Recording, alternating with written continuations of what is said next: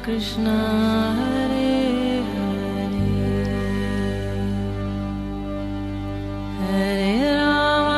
हरे राम राम राम हरे हरे। नमस्कार, रेडियो मानव रचना 107.8 पर मैं हूँ सरिता आपके साथ और शुरू हो चुका है कार्यक्रम आत्मदर्शन, जिसमें हम बात करते हैं प्रभु श्री कृष्ण की, उनकी लीलाओं की। बहुत सारी पुस्तकें, ग्रंथ हैं जिनमें श्री कृष्ण की लीलाओं का वर्णन है। बहुत सारी कथाएं हैं उनके भक्तों के बारे में भी, जिसमें उनकी लीलाओं का, उनके भक्ति प्रेम का वर्णन मिलता है। तो इस प्रोग्राम में हमेशा की तरह अपना ज्ञान हमारे साथ बांटने के लिए स्टूडियो में मौजूद होती हैं रागलेखा दासी जी, चरणाश्रित युगाचार्य श्रीमद भक्ति वेदांत नारायण गोस्वामी जी की शिष्य। रागलेखा दासी जी, आपका स्वागत है हमारे स्टूडियो में। हरे कृष्ण। श्रोताओं, जैसे कि आप सब जानते हैं कि आजकल इस कार्यक्रम में बात हो रही है भागवत पत्रिका की, जिसमें गुरुदेव हरि कथा का जो वर्णन है वो चल रहा है। और इसके 14वें भाग के बारे में हम पिछले एपिसोड में बात कर रहे थे, जो है व्यास पूजा। इसके बारे में रागलेखा दासी जी हमें बता रही थी। तो आगे इसी को आज जारी करते हुए हम व्यास पूजा के बारे में ही और बहुत कुछ जानेंगे रागलेखा दासी जी से। जी रागलेखा दासी जी। तो इसमें भागवत पत्रिका में श्री गुरुदेव सब प्रवचन दे रहे हैं और उसी को लिपिबद्ध कर दिया गया है पत्रिका के रूप में। तो गुरुदेव बता रहे हैं कि श्रीमद् भागवतम में गुरु और महाभागवत वैष्णव के समस्त लक्षण दिए गए हैं। शास्त्रों में वैष्णव के 26 लक्षण बताए गए हैं, परंतु उनमें से कुछ लक्षण निर्विशेष प्रतीति अथवा ब्रह्मभाव पर आधारित हैं। चैतन्य महाप्रभु के पार्षद षड गोस्वामी आदि ने महाभागवत वैष्णवों का वर्णन इन्हीं 26 गुणों से भी अधिक रूप में किया है। 26 गुण इस प्रकार हैं: कृपालु, अकृत, द्रोह, सत्यसार, सम, निर्दोष, पदान्याय, मृदु, शुचि, अकिंचन, सर्व उपकारक, शांत, कृष्णेक शरण, अकाम, निरीह, स्थिर, विजित, षड्गुण, नित्यभुक्त, अग्रमत, मानद, अमानी, गंभीर, करुण, मैत्री, कवि, दक्ष, मौनी। इन 26 गुणों में से कृष्णेक शरण सर्वश्रेष्ठ है। परंतु श्री रामानंद इस विचार को चैतन्य महाप्रभु के समक्ष प्रस्तुत किया तो महाप्रभु जी ने कहा, ये बाह्य विचार है, शरणागति भक्ति राज्य का द्वार भाग है, इसमें अभी हमारा प्रवेश नहीं हुआ है। परंतु फिर भी हमारे विचार से हम शैल रूप गोस्वामी, रघुनाथ दास गोस्वामी और नरोत्तम ठाकुर जैसे महान वैष्णवों के अनुगामी हैं, जो निरंतर जुगल किशोर की कीर्तन, श्रवण और स्मरण में आविष्ट रहते थे। हम लोग उन लोगों का अनुसरण नहीं करते जो केवल कृष्ण के ही शरणागत हैं। ऐसे लोग महापुरुष हैं, महाभागवत हैं, गुरु हैं, ठीक है, हम उनको प्रणाम करते हैं, उनकी चरण धूलि अपने सिर पर धारण करते हैं। हम उन्हें कम नहीं सोचते। शास्त्रों में 12 महाजन बतलाए गए हैं: ब्रह्मा, नारद, शंभु, सनत कुमार, कपिल, मनु, जनक, भीष्म, बलि महाराज, वैयासिक, प्रहलाद और यमराज जी। परंतु इन महाजनों के स्थान पर हम श्री रूप गोस्वामी और श्री रघुनाथ दास गोस्वामी जैसे भक्तों का अनुसरण करते हैं, क्योंकि उन 12 महाजनों में हम श्री राधा एकांतिक निष्ठा का लक्षण नहीं देखते। चैतन्य महाप्रभु की परंपरा में भक्ति के जो भाव दिखलाई देते हैं ये उन महाजनों में नहीं है। कोई इन भावों को उन लोगों में ढूंढ सकता है, परंतु वे थक जाएगा। ये भाव उनमें कदापि नहीं मिलेंगे। ये सब महाभागवत हैं और सदैव अपने अपने इष्ट चतुर्भुज नारायण में उनका चित्त स्थिर है, परंतु उनके श्री राधा जी के प्रति श्री कृष्ण से भी अधिक निष्ठा है, ऐसा हमने कहीं नहीं पढ़ा। यहाँ तक कि नारद जी में भी ऐसा भाव नहीं है। नारद जी तो महाजन है, ब्रह्मा जी के शिष्य हैं और हमारी परंपरा के आदि गुरु हैं। ये ब्रज में भी गए हैं, परंतु गोस्वामियों के भाव उनमें दिखाई नहीं देते। गुरु वही है जिनमें ये भाव हो और मूल रूप से कीर्तन को प्रधानता देते हैं। साधारणतः कृष्ण की नित्य लीलाओं को स्मरण को भक्ति के मुख्य अंग माना जाता है, क्योंकि ये मानसिक क्रिया है, मन से ही स्मरण किया जाता है। परंतु ये कलियुग है, इस युग में कीर्तन को ही प्रधानता दी जाती है। कीर्तन के माध्यम से स्मरण होता है। कैसे? श्री रघुनाथ दास गोस्वामी के श्लोक के उदाहरण के रूप में लीजिए: भजामि राधा अरविंद नेत्राम, स्मरामि राधा मधुर स्मिताभ्याम, वदामि राधाम करोना बराद्रा तो ममन्यस्ति कथिन कहति। अर्थात इसका अर्थ है कि मैं उन कमल नयनी श्री राधा जी का भजन करना चाहता हूँ जो मधुर मुस्कान वाली है, और उनका स्मरण करना चाहता हूँ और उन राधा जी के विषय में कह रहा हूँ जिनका हृदय अत्यधिक करुणा से द्रवीभूत है। मेरी और कोई अन्य गति नहीं है। इस श्लोक का कीर्तन करो, श्री राधिका जी का ये वर्णन अपने हृदय में लाओ। उन कृष्ण का कीर्तन करो जो राधिका जी को सबसे अधिक महत्व देते हैं। जैसे सेवा कुंज की लीलाएं वो स्वामियों द्वारा रचित श्लोकों का ऐसे भावों के अनुसार कीर्तन करने से स्मरण अपने आप होगा। श्री भक्ति सिद्धांत प्रभुपाद ने लिखा है, कीर्तन प्रभाव स्मरण है दे काले भजन निर्जन संभव। कीर्तन के प्रभाव से स्मरण होगा और उसी समय निर्जन भजन संभव है। श्री गुरु वही है जिन्हें इन सब बातों का ज्ञान हो। सागर भाव को प्राप्त करना चाहता है, उसे उसके अनुरूप गुरु को ही ढूंढना चाहिए। यदि गुरु और साधक का समान भाव न हो तो उनका संबंध कोई विशेष फल नहीं देगा। तब शिष्य चैतन्य महाप्रभु के विचारों में प्रवेश नहीं कर सकता। जिस वस्तु को देने के लिए श्री चैतन्य महाप्रभु अवतरित हुए थे, गुरु को उसकी पूर्ण अनुभूति होनी चाहिए। तभी गुरु उसी वस्तु को अपने शिष्य को प्रदान कर सकता है। विशेषता ये कहा गया है कि गुरु कोई साधारण व्यक्ति नहीं होना चाहिए, कम से कम गुरु को मध्यम उत्तम अधिकारी में होना चाहिए। तब उनकी कृपा शिष्य के पर प्रभाव डाल सकती है। यदि गुरु ऐसे अधिकार में नहीं है तो वे शिष्य की कुछ साधारण सहायता ही कर सकते हैं। ऐसी स्थिति में शिष्य को सर्वश्रेष्ठ वस्तु का अनुभव नहीं हो सकता। तो कहने का मतलब है अगर गुरु में वो पावर होगी तभी वो शिष्य के अंदर संचरित कर सकेंगे। गुरु के अंदर वो पावर नहीं है, पोटेंसी नहीं है, तो वो नहीं कर पाएंगे। जी जी। और जो सर्वश्रेष्ठ वस्तु है उस चीज को प्राप्त करने के लिए ऐसा सक्षम गुरु चाहिए। ऐसा कहा गया है कि गुरु को उत्तम अधिकारी की प्राथमिक, मध्यम और उत्तम अवस्था में होना चाहिए। ऐसे उच्च कोटि के भक्तों में ऐसी शक्ति है, वे किसी के सिर पर हाथ रखते तो हृदय में समझ पारमार्थिक सिद्धियों को दे सकते हैं। मन को मूर्छित कसाय कहा जाता है, जिसका अर्थ है उनमें अभी भी सांसारिक वासनाएं हैं, परंतु वे वासनाएं सुप्त हैं और कोई हानि नहीं कर सकती। दासी पुत्र के रूप में नारद जी का पूर्व जन्म इसका उदाहरण है। वे भक्ति के साधन में लगे हुए थे। एक दिन भगवान ने उन्हें झलक दर्शन दिए और भगवान अदृश्य हो गए। नारद जी विलाप करने लगे। तब आकाशवाणी के माध्यम से भगवान ने कहा, जब तक तुम अपने इस कर्ममय जड़ शरीर में रहोगे तब तक तुम्हारी सांसारिक वासनाएं रहेंगी, तब तक तुम्हें मेरा निरंतर संग प्राप्त नहीं होगा। अभी तुम पृथ्वी पर भ्रमण करते करते साधन भजन करो और मेरे गुणों को गान करो, मेरे नामों की महिमा का सर्वत्र प्रचार करो। इसी समय नारद जी मूर्छित कसाय अवस्था में थे। हो सकता है किसी के समस्त अनर्थ अदृश्य हो गए हैं, परंतु जब तक कर्ममय शरीर है तब तक संसारिक वासनाओं का आने की संभावना बनी रहती है। तब तक कोई भी भगवान की कृपा प्राप्त कर अधिक से अधिक भजन करता है, जब तक जड़ देह नहीं रहता। मृत्यु के सिर पर पैर रखकर मुक्त आत्मा का शरीर प्राप्त करता है। अनर्थ या सांसारिक वासनाओं की गंध तक भी नहीं रहती और वह उत्तम अधिकारी हुआ है। तब भगवत पार्षद देह प्राप्त अवस्था है, अर्थात इसमें चिन्मय जगत में भगवान की सेवा करने योग्य चित्त शरीर प्राप्त होता है। ऐसा भक्त ही कृपा कर सकता है और भगवान के आदेश का पालन कर जीवों पर कृपा करते हुए इस जगत में भ्रमण करते हैं। ऐसे भक्तों में सामर्थ्य है कि वे किसी को भी कह सकते हैं कि वे भक्ति प्राप्त हो और तत्क्षणात उस व्यक्ति में भक्ति उदित हो जाती है। मूर्छित कसाय भक्त बहुत चेष्टा करते हुए दूसरों को हरि कथा सुनाते हैं। वे श्रोताओं पर कृपा करने में तो समर्थ हैं, उनमें ऐसी शक्ति होती है क्योंकि उनके सारे अनर्थ नष्ट हो चुके हैं और वे भगवत कीर्तन में संपूर्ण डूबे हुए होते हैं।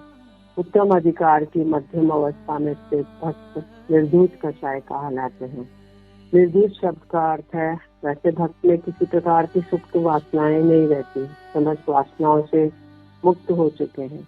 व्यास जी अपने गुरु नारद जी की कृपा से अधिक कृष्ण कीर्तन में रखते, फलस्वरूप उनके हृदय में समस्त अनर्थ भूल गए।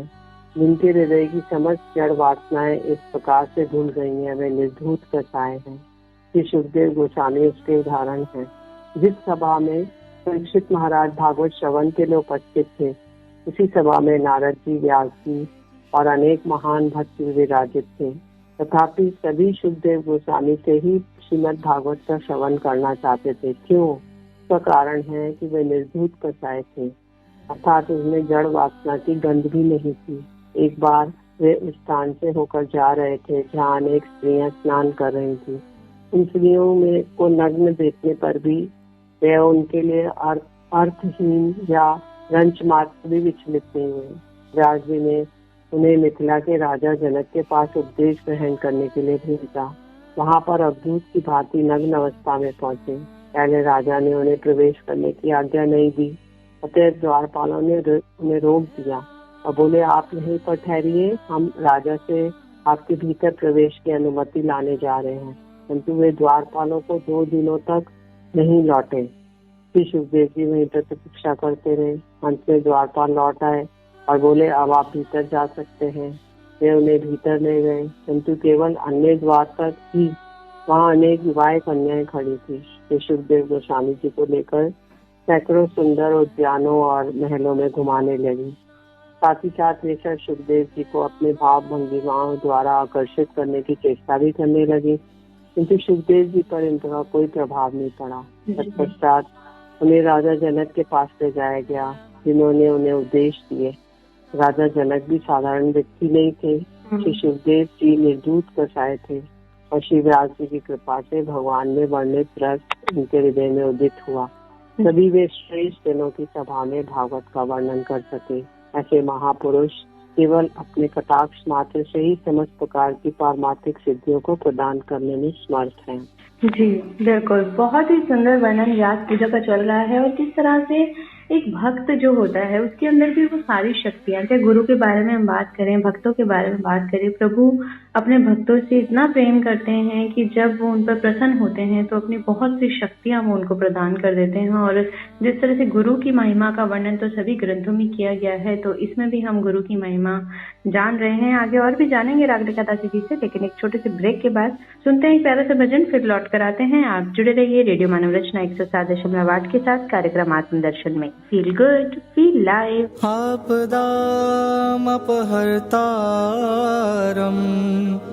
दातारं सर्वसम्पदां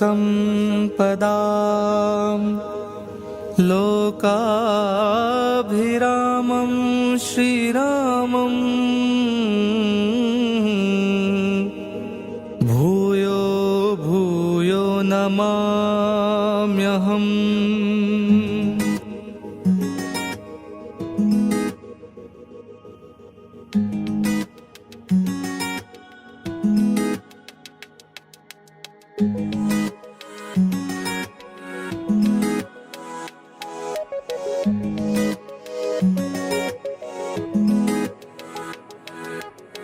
काहे को डरे डरे डरे, काहे को डरे काहे को डरे काहे को डरे, काहे को डरे रे काहे को डरे, काहे को डरे।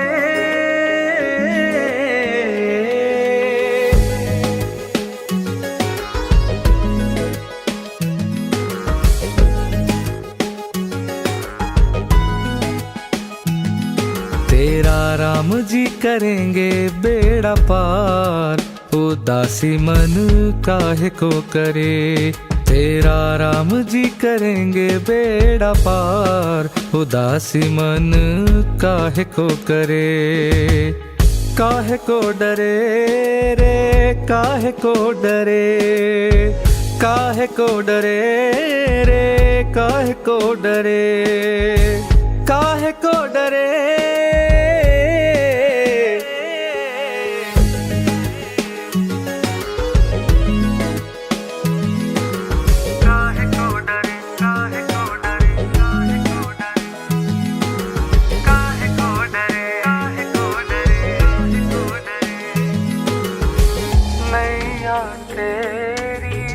राम हवाले लहर लहर प्रभु आप संभाले, आप संभाले।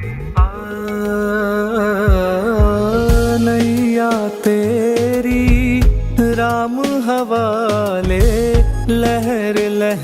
हरि आप संभाले। नैया तेरी राम हवाले, लहर लहर हरि आप संभाले। हरि आप ही उठावे तेरा भार, उदासी मन काहे को डरे।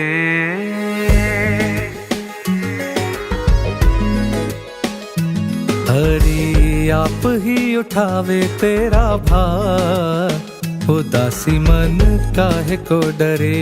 तेरा राम जी करेंगे बेड़ा पार, उदासी मन काहे को डरे। बोलो राम राम राम, बोलो राम राम राम, बोलो राम राम राम, बोलो राम राम राम, बोलो राम राम राम, बोलो राम राम राम, बोलो राम राम राम, बोलो राम राम राम। काबू में मझधार उसी के, हाथों में पतवार उसी के, हाथों में पतवार उसी के। काबू में मझधार उसी के, हाथों में पतवार उसी। तेरी हार भी नहीं है तेरी हार, उदासी मन काहे को करे।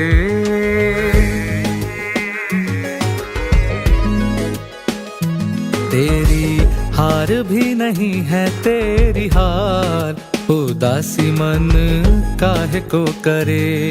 तेरा राम जी करेंगे बेड़ा पार, उदासी मन काहे को करे। काहे को डरे, काहे को डरे, काहे को डरे, काहे को डरे, काहे को डरे, काहे को डरे। सहज किनारा मिल जाएगा, परम सहारा मिल जाएगा, परम सहारा मिल जाएगा। ओ सहज किनारा मिल जाएगा, परम सहारा मिल जाएगा।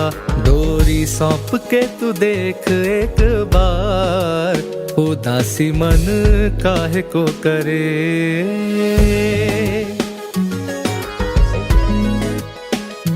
डोरी सौंप के तू देख एक बार, उदासी मन काहे को करे। काहे को डरे रे, काहे को डरे, काहे को डरे रे, काहे को डरे, काहे को डरे। बोलो राम राम राम, बोलो राम राम राम, बोलो राम राम राम, बोलो राम राम राम, बोलो राम राम राम, बोलो राम राम राम, बोलो राम राम राम, बोलो राम राम राम, बोलो राम राम राम, बोलो राम राम राम, बोलो राम राम राम, बोलो Ram Ram Ram. Hare Krishna,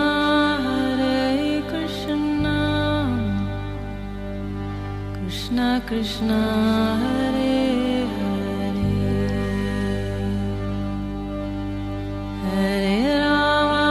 Hare Rama, Rama Rama, Hare Hare। स्वागत है आप सभी का एक बार फिर रेडियो मनोरचना 107.8 पर। मैं हूँ सरता आपके साथ, और कार्यक्रम आत्मदर्शन में रागलेखा दासी जी हमारे साथ हैं, जो आज हमें व्यास पूजा के बारे में बता रही हैं। भागवत पत्रिका में गुरुदेव हरि कथा में इसका वर्णन किया गया है, जिसमें विस्तार से बताया गया है कि किस तरह से प्रभु की भक्ति, प्रभु का प्रेम और प्रभु के जो भक्त होते हैं वो किस तरह से हरि नाम का खुद तो जाप करते हैं और जन जन में उनके नाम को फैलाने के लिए, भक्तों को इस चीज से अवगत कराने के लिए कि भक्ति में ही वो सुख है जो हम इस संसारिक सुख में कभी और प्राप्त नहीं कर सकते, वो हम भक्ति में ही प्राप्त कर सकते हैं। जी राजलखा दासी जी, आगे बताएं इसके बारे में। और इन तीनों श्रेणियों के भक्त गुरु का कार्य नहीं कर सकते। गुरु का कार्य करने के लिए उन्हें थोड़ा सा निम्न स्तर पर उतरना पड़ता है। ऐसे भक्त बद्ध जीव और मुक्त जीवों में अंतर नहीं देख सकते। जो उत्तम श्रेणी के हैं वो तो किसी को सबको समान ही देखेंगे, मुक्त है चाहे बद्ध जीव है। कभी कभी बहुत कम अंतर देख सकते हैं। गुरु का कार्य क्या होता है? वे कहते हैं हरि का भजन करो, हरे कृष्ण का जप करो, वही सब कुछ है। उससे तुम्हें समस्त सिद्धियां प्राप्त होंगी। एक बार नारद जी एक व्यास जी से मिले, तब उन्होंने उस पर कृपा की। नारद जी की कृपा से वे बैठ गया और भगवान के नामों का उच्चारण करने लगा और कुछ ही दिनों में उसने अपना धनुष तोड़कर फेंक दिया और भजन में पूर्ण रूप से डूब गया। ऐसे 3 प्रकार के महान गुरुओं से यदि हम किसी से मिलते हैं तो एक ही क्षण में हम संसार सागर को पार कर सकते हैं। ऐसे गुरु अत्यंत दुर्लभ तो हैं, परंतु हमें ढूंढना संभव है। हम यदि हमारे ऐसे संस्कार होंगे तो भगवान हमारे लिए ऐसे गुरु की व्यवस्था करेंगे।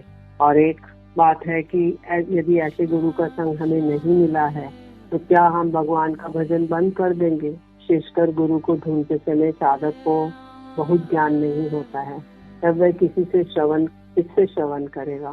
मैं सोचने लगता है मैं किसी गुरु के रूप में स्वीकार करूं।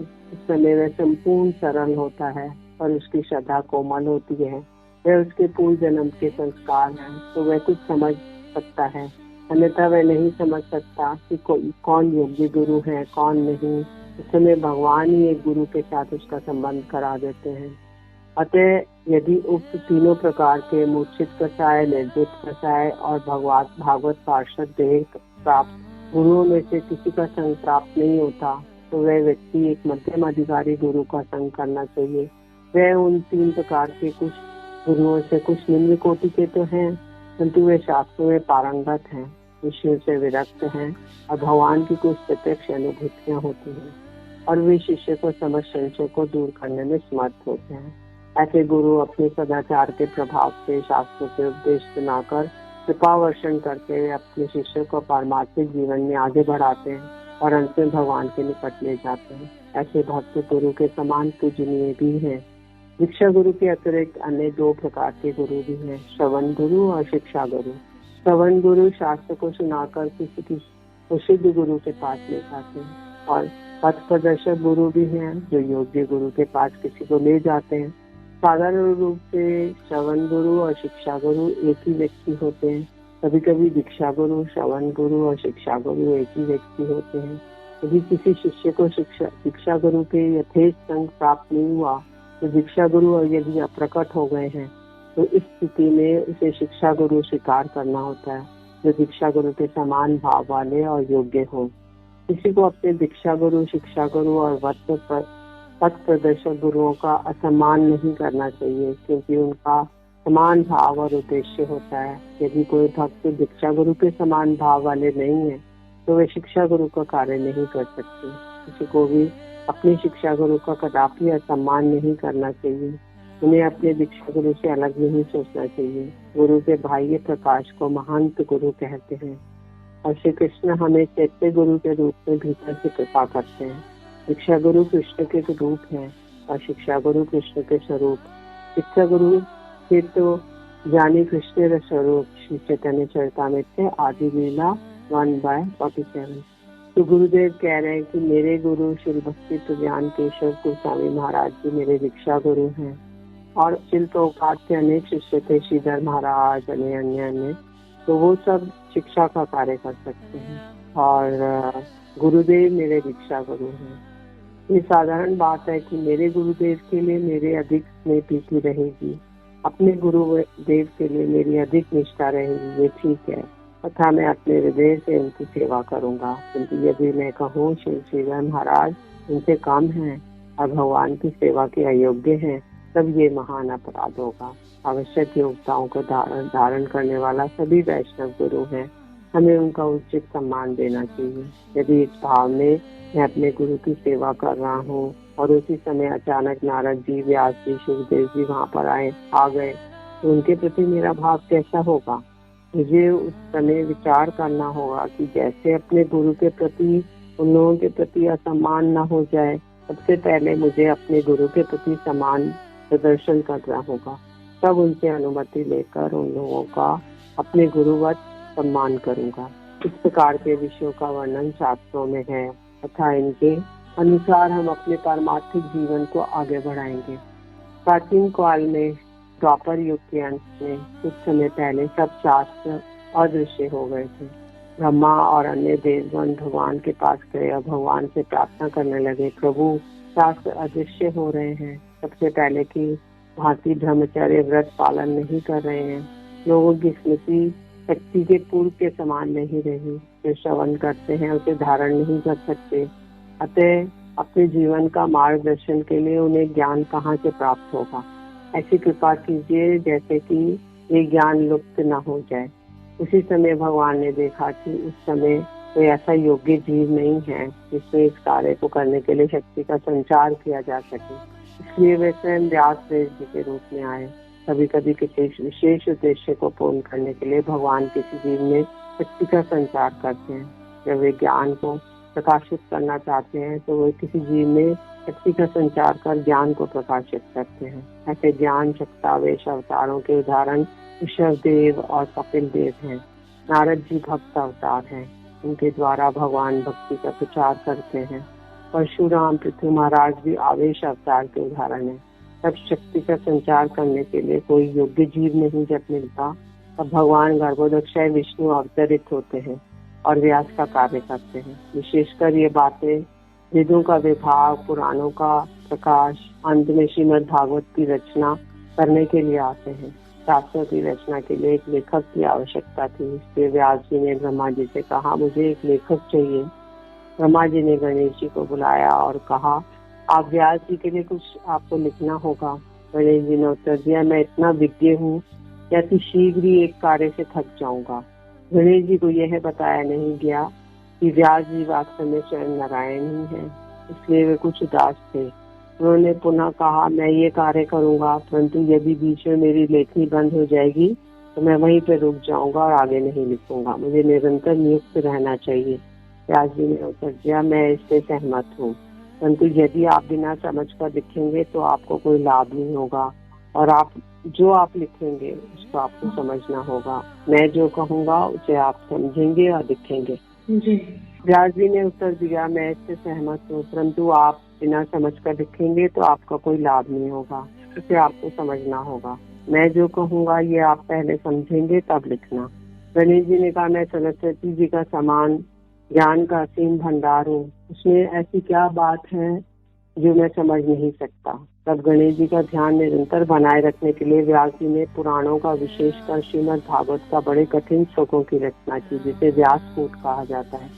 श्रीमद् भागवत का प्रथम श्लोक जन्मादस्य यतो अन्वयात्, इस तरह से अनेक उदाहरण हैं जो कि उन्होंने लिखा, वदंती तत्तच्छेदम।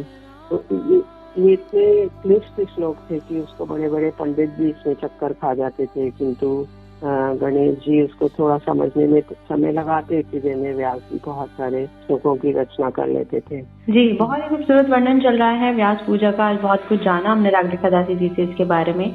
आगे और भी है, इसमें बहुत कुछ जानने के लिए जानेंगे, लेकिन अपने अगले एपिसोड में, क्योंकि अभी वक्त हो चला है आप लोगों से इजाजत लेने का। रागलिखा दासी जी, आपका बहुत बहुत शुक्रिया हमारे स्टूडियो में आने के लिए। इतनी ज्ञानवर्धक बातें आप हमें बताती हैं इन पुस्तकों से, ग्रंथों से, उसके लिए आपका बहुत बहुत धन्यवाद। हरे कृष्ण। तो श्रोताओं, आज के लिए बस इतना ही। अगले एपिसोड में जानेंगे व्यास पूजा के बारे में और भी बहुत कुछ, लेकिन अभी के लिए हमें दीजिए इजाजत और सुनते रहिए रेडियो मानव रचना 107.8 पर आने वाले अन्य कार्यक्रमों को भी। Feel good, feel live.